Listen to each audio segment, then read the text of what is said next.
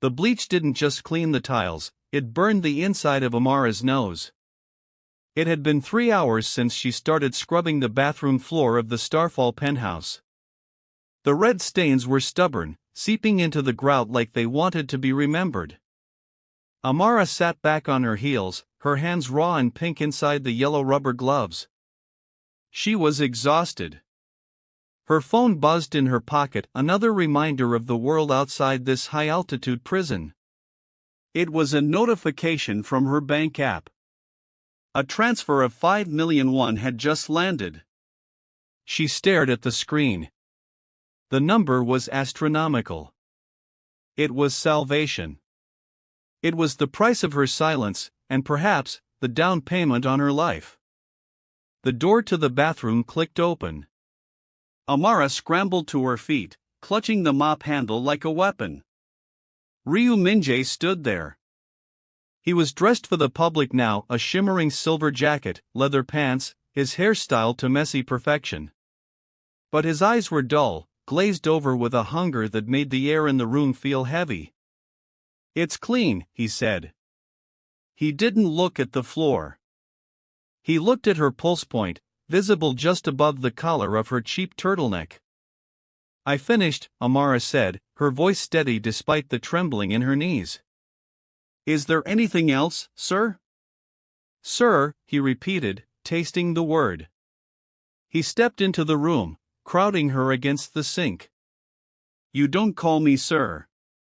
In public, you call me Appa or Min-jae SSI. When we are alone, you don't speak at all unless I ask you a question." He reached out and grabbed her wrist. His grip was like a steel shackle. He pulled her hand up, peeling back the rubber glove. He stared at the blue veins tracing a map under her dark skin. "You're coming with me," he said. "Music bank. I need my supplies nearby." "I'm not a supply," Amara snapped, pulling her hand back. "I'm an assistant." Min-jae's eyes flashed. For a second, his human mask slipped, revealing a predatory snarl that vanished as quickly as it appeared. "You are what I say you are. Get your bag. We leave in 2 minutes." The van was a luxury fortress on wheels. Tinted windows, soundproof glass, black leather seats. Amara sat in the back, squeezed between Min-jae and a mountain of designer gift bags from fans. The driver was a silent giant with a scar running down his neck. Min-jae ignored him. He ignored Amara too, staring at his phone, scrolling through news articles about himself. Eclipse breaks records again. Min-jae voted most desirable man in Asia. "It's all fake," he muttered, tossing the phone onto the seat. He looked at Amara. "You think I'm a monster because of what you saw last night?" Amara didn't answer. She looked out the window at the blurred city lights. "I think you're dangerous. I don't care about the rest as long as the check clears." Min-jae laughed softly. "A pragmatist. Good. My last assistant was a romantic. She thought she could love the darkness out of me." "Is that why she bled on your bathroom floor?" Amara asked. The question hung in the air, sharp and reckless. Min-jae turned fully toward her. The air temperature seemed to drop. "She bled because she forgot who owns this city. She tried to sell information to the Silver Dragons." "Silver Dragons?" "The competition," Min-jae said. "You think K-pop is about music?" "It's about territory. Starfall owns Gangnam. The Silver Dragons own Hongdae. They use different methods. We're wolves. Dirty, loud, smelling like wet dogs." Amara blinked. "Vampires. We're wolves." It sounded like a bad novel, but the cold radiating off Min-jae was very real. "Why are you telling me this?" "Because today, we are going into a joint broadcast," Min-jae said, his voice lowering. "They will be there. They will smell you. You smell like me now. If they corner you, if they try to touch you, you do not scream. You do not run. You show them the Starfall badge. He tapped the ID card hanging around her neck. It's the only shield you have. The van slowed to a crawl.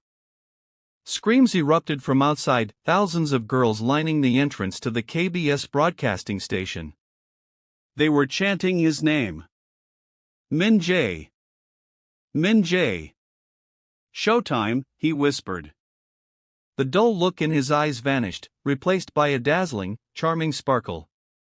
He opened the door and stepped out into the flashing cameras, waving and smiling, the perfect idol. Amara followed, head down, clutching the scheduled clipboard. The noise was deafening.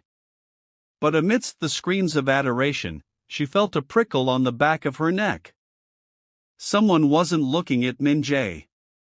Someone was hunting her.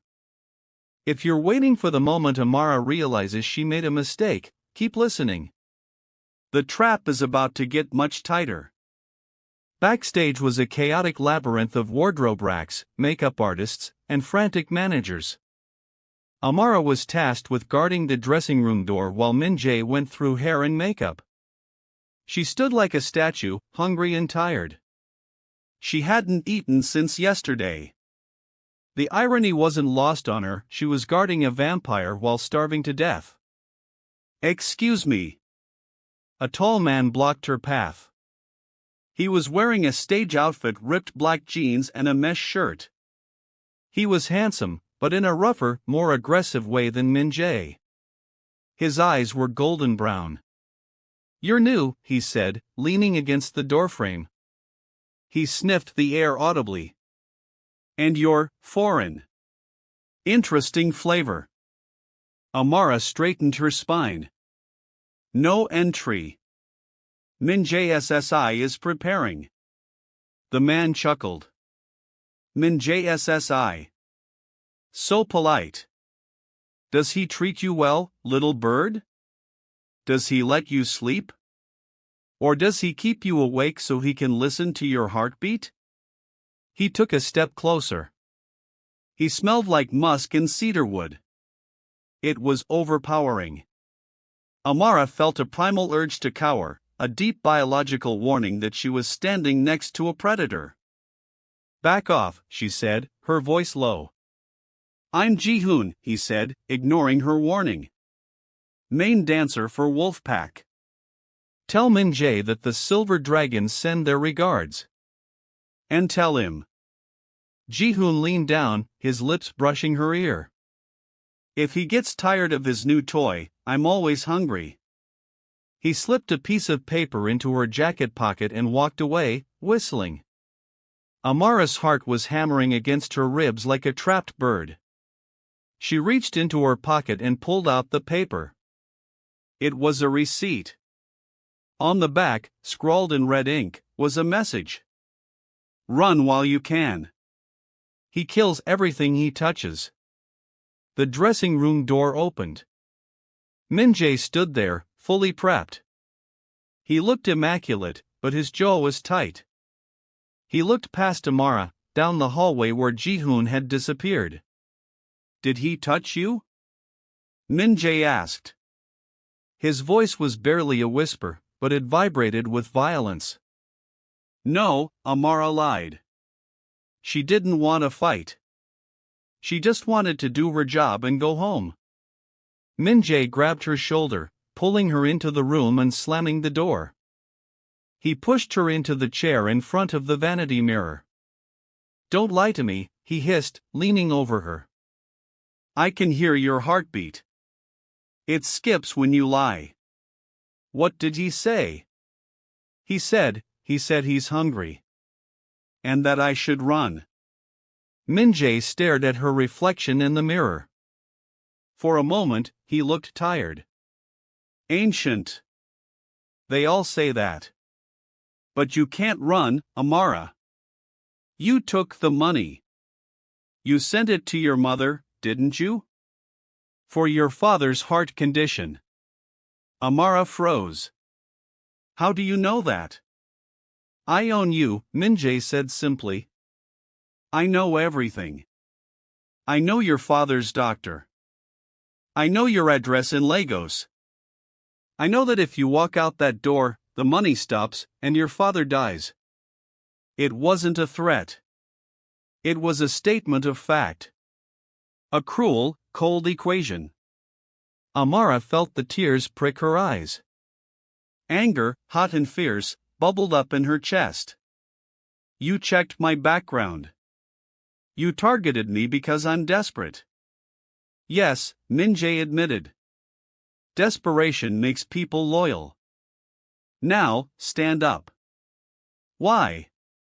Because I have to go on stage in 10 minutes and perform for 3 hours. I haven't fed in 2 days. The smell of that wolf on you is making me nauseous. He stepped closer. He didn't look romantic. He looked like a junkie needing a fix. Give me your arm. No, Amara whispered, clutching her wrist. Min-jae didn't ask again. He moved with that blurring speed.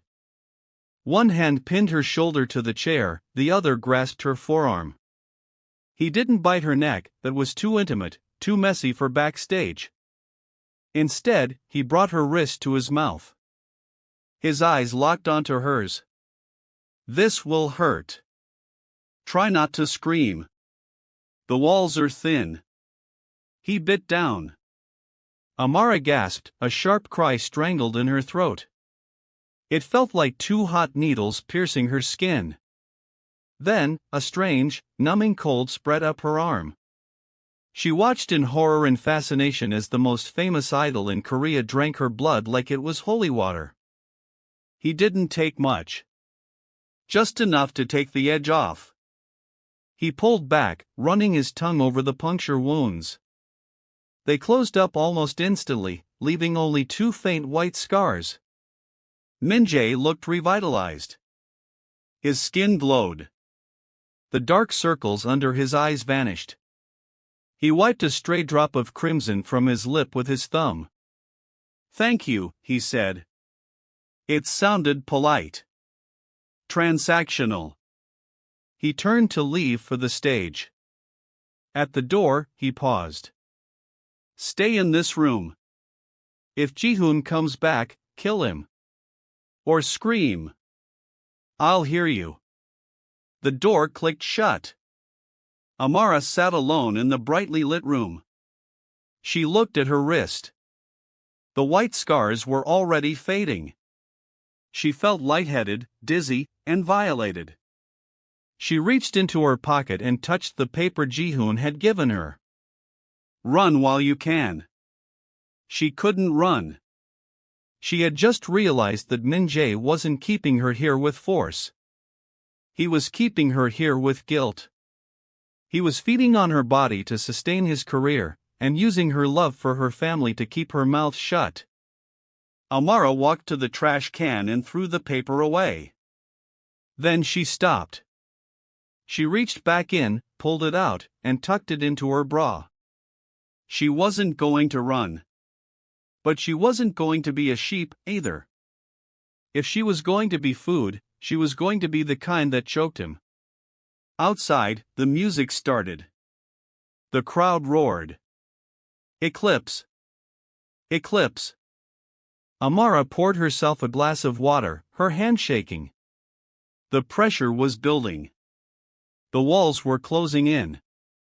And she was the only human in a room full of monsters.